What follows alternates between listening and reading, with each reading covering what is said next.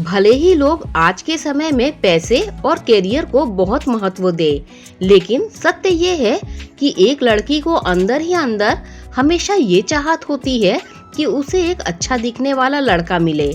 मेरे लिए जब लड़का देखा जा रहा था तो मेरी प्रायोरिटी लिस्ट में भी यही था कि लड़का अच्छा कमाने वाला होना चाहिए, परिवार अच्छा होना चाहिए, लड़के के अंदर कोई खराब आदत नहीं होनी चाहिए।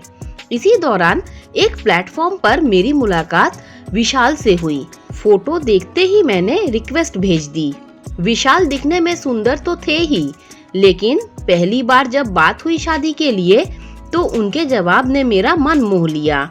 मैं एक मिडिल क्लास फैमिली से थी, दहेज नहीं दे सकती थी और ना ही शादी में कोई सामान दे सकती थी। विशाल ने बोला उसे एक अच्छी जीवन साथी की तलाश है जो उसका और उसके माता पिता का ध्यान रखे। बाकी भगवान की दया से घर में किसी भी चीज की कोई कमी नहीं है। मैं एक ऐसी कम्युनिटी से हूँ जहाँ पर सरकारी नौकरी वाले लड़के सर्वोपरि है, उसके बाद प्राइवेट जॉब वाले आते हैं। व्यापार करने वाले और सेल्फ एम्प्लॉयड लड़के को सबसे हीन भावना से देखा जाता है। विशाल अपना बिजनेस करते थे। मैंने पहले उनसे उनके व्यापार के बारे में पूछा तो उन्होंने सब कुछ बताया। धीरे धीरे वो एक एक बारीकी बताने लगे। कभी मैं बोलती कि ये सब मुझे जानना नहीं है तो उनका जवाब रहता तुम्हारा जानना जरूरी है, क्योंकि तुम्हें मेरे साथ शादी करनी है, इसीलिए तुम्हारा और तुम्हारे परिवार का सेटिस्फाई होना बहुत जरूरी है। जब हम कंफर्टेबल हुए तो मैंने विशाल से पूछा कि आपकी कमाई कितनी है। उन्होंने बोला मेरी कमाई कुछ फिक्स नहीं है, किसी महीने ज्यादा होती है और किसी महीने कम होती है, पर एक नौकरी करने वाले से ओवरऑल ज्यादा कमा लेता हूँ। और बोल के हंसने लगे। हमारी बात तकरीबन 2 महीने चली और उसके बाद विशाल के घर वाले मेरे घर आते हैं देखने। विशाल भी साथ में आते हैं। मेरे साथ जितने नटखट थे उतने ही परिवार के दूसरे सदस्यों के साथ सॉफ्ट थे।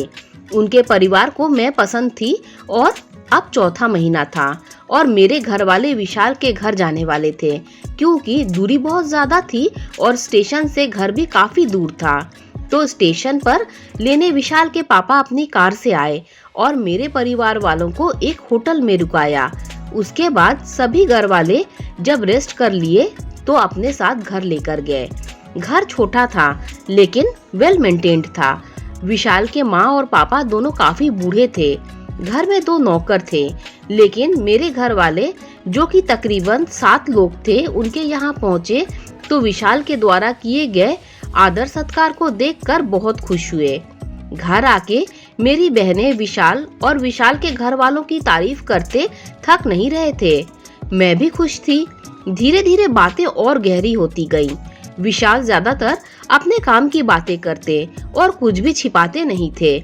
उन्होंने मुझसे बोला था कि व्यापार करता हूँ, इसीलिए फ्यूचर के बारे में कुछ बोल नहीं सकता।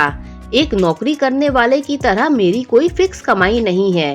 पहले तो मुझे ठीक लगता, लेकिन जैसे जैसे शादी की बात आगे बढ़ रही थी मुझे अंदर से एक अजीब डर लग रहा था। विशाल के भविष्य को लेकर, उनकी अनस्टेबल कमाई को लेकर। मैंने विशाल के सामने ये बात रखी तो उन्होंने कहा देखो तुम्हारी जिंदगी में इस फैसले के बीच नहीं आना चाहता। मैंने तुम्हें एक एक चीज सही बताई है, क्योंकि झूठ की बुनियाद पे कोई रिश्ता नहीं बनता है। और ये भी सच है कि एक नौकरी करने वाले की तरह मुझे फिक्स कमाई नहीं होती है, लेकिन यदि साल के अंत में देखा जाए तो मेरे सभी साथियों से सबसे ज्यादा कमाई मेरी होती है। और अब इस बारे में कोई बात नहीं करना चाहता हूँ। तुम्हारा जो निर्णय हो वो मुझे बताना, तुम्हारे फैसले की कदर करूँगा।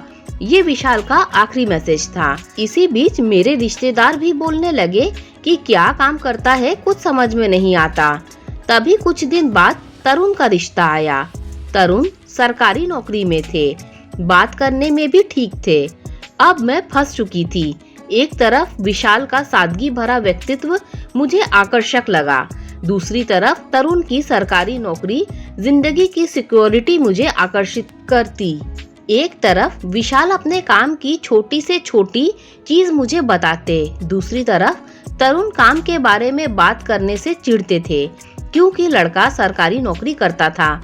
ये बोल देना ही काफी था। इसी के साथ घर वालों ने जब तरुण के घर पे बात की तो उन्हें दहेज चाहिए था, पर लड़का सरकारी नौकरी का था तो किसी को किसी चीज की परहेज नहीं थी।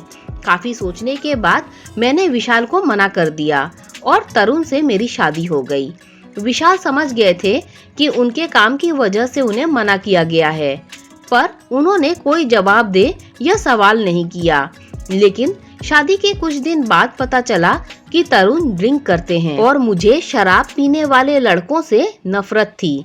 पर किस्मत ऐसी कि पति ऐसा मिला जो शराब पीता हो।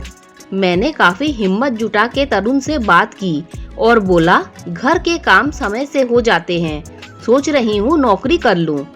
तरुण ने तुरंत मना कर दिया, बोला कि जरूरत नहीं है, घर कौन देखेगा अगर तुम नौकरी को चली गई तो। यही नहीं, यदि मुझे किसी चीज की जरूरत होती है तो तरुण का एक जवाब होता है, पता है कितने मेहनत से पैसे आते हैं और तुम्हें 2 मिनट नहीं लगते उड़ाने में। उस समय तो स्टेबल नौकरी, सिक्योरिटी देख के मैं बहुत खुश थी, लेकिन आज समझ में आता है कि पैसा, नौकरी मुझे आराम दे सकते हैं लेकिन खुशी नहीं। कभी कभी सोचती हूँ कि विशाल जैसे जिस इंसान से जिसने भी शादी की होगी वो कितनी खुशनसीब होगी, जो एक एक बात को बारीकी से समझाता था। अंदर से जितना समझदार, मैच्योर, ऊपर से उतना ही सौम्य और शालीन।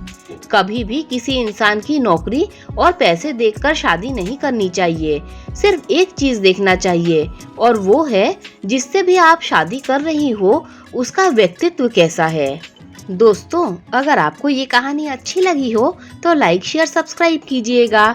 Thanks for watching this video.